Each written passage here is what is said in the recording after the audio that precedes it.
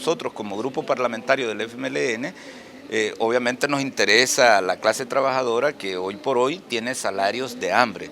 Entonces lo que nosotros hemos estado haciendo es, a nivel de asamblea, presentamos una pieza de correspondencia para hacer un recomendable al Consejo Nacional del Salario Mínimo para que aumentara el salario a $300 en la ciudad y a 250 en el campo.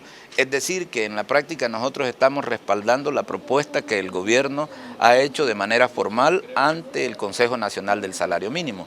Y esta tarde lo que nosotros hemos venido a hacer es a presentar una nota en la que estamos solicitando al Consejo Nacional que haga públicos los debates, de tal manera que tanto la prensa como la ciudadanía y particularmente la clase trabajadora pueda conocer realmente cuáles son los puntos de vista de los sectores representados en ese Consejo Nacional.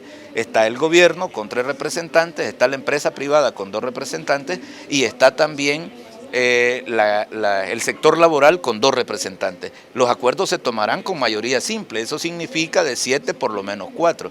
Entonces, ellos se han rehusado porque ya FESPAD ha hecho una petición formal basados en la Constitución de la República y en la Ley de Acceso a la Información Pública. Incluso hay una sentencia de la Sala de lo Constitucional que exige que que todo ciudadano tiene derecho a la información pública y además porque eso está directamente vinculado con la transparencia. Yo creo que este es un tema de interés nacional en el que no debe haber misterios, no deben estar encerrados en 4 paredes sin que se conozca realmente que se está trabajando por responderle a la población trabajadora, a la clase trabajadora en general. Es que esa es una cosa que incluso en las 11 propuestas hay algunos que proponen homologar que sea un solo salario, tanto para la parte urbana como para la parte rural. En realidad, si nosotros trabajáramos directamente en función de la justicia verdadera en nuestro país, no debiera de haber esa clasificación, pero ahí hay toda una clasificación de, incluso en la ciudad, no todos los trabajadores y las trabajadoras tienen el mismo salario. Comercio y servicios es el que tiene más alto, pero luego la industria lo tiene más bajo y así sucesivamente. En el campo es igual, no todos los trabajadores del campo y las trabajadoras del campo reciben el mismo salario, es escalonado.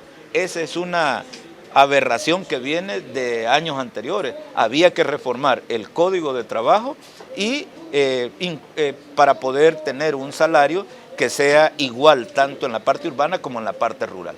Este es un acuerdo que debe salir, digamos, en conjunto de las 3 partes.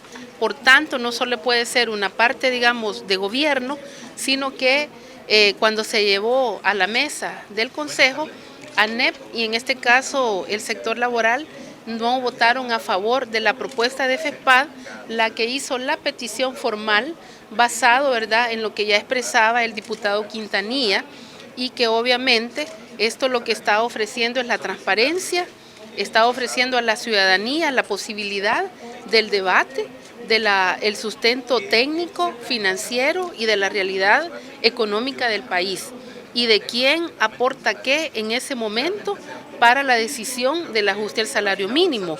Por supuesto, aquí la ANEP se opone y la clase trabajadora en realidad no lo logro entender porque es a favor de la clase trabajadora. Sin embargo, ha habido oposición.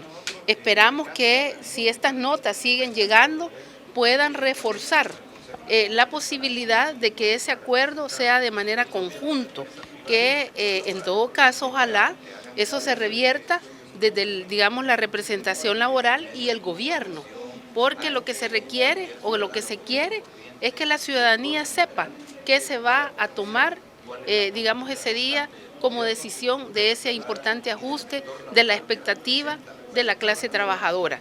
En realidad ustedes están escuchando afuera las voces del sector sindical demandando y exigiendo al Consejo Nacional de Salario Mínimo.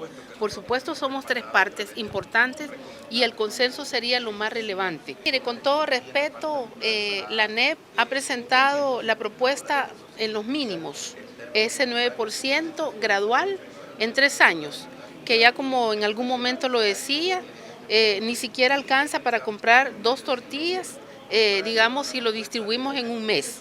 Y en lo sucesivo vamos viendo la escala en la tabla de los 9 salarios. ¿Qué es lo que le pedimos a la ANEP?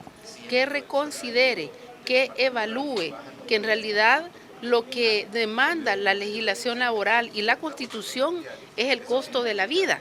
Cualquier ciudadano puede venir a demandar al ente tripartito.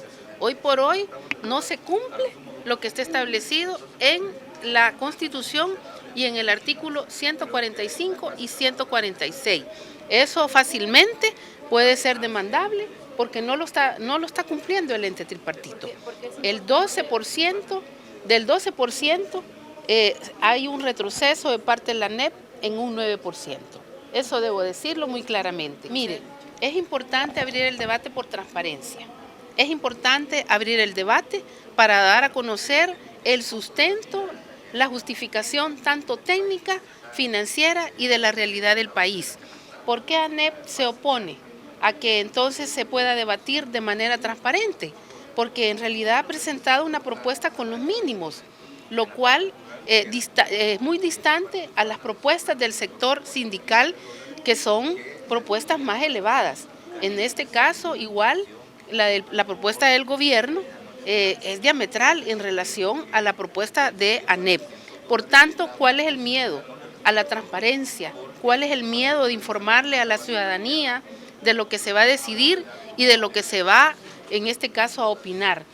Hemos conocido cómo estos señores que dicen representar a los trabajadores votan en contra de nosotros los trabajadores y las trabajadoras. Por lo tanto, el llamado es a que voten a favor de los intereses de los trabajadores, de nosotros los representantes de los trabajadores, y que efectivamente también permitan que la población salvadoreña, que los medios de comunicación conozcan sus razonamientos a la hora de votar en el seno del Consejo Nacional del Salario Mínimo. Yo creo que en estos momentos donde se han dado pasos importantes de transparencia, de rendición de cuentas, también las instancias tripartitas puedan abrirse al pueblo, puedan debatir de cara a la población y no se hagan componendas debajo de la mesa, aliándose pseudo representantes de los trabajadores con empresas privadas como lo han hecho históricamente en este país.